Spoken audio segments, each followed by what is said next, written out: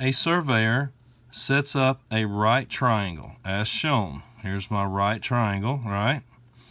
To measure the distance x across the pond. She's standing 175 meters from the edge of the pond. So here's the edge of the pond. And the angle from her position to the other side of the pond is 32 degrees. So this angle here is 32 degrees. So we're going to point to O. Here's the 90, so this is H.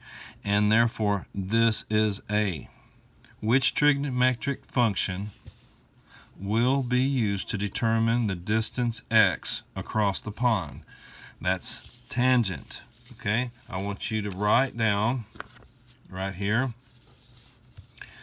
tangent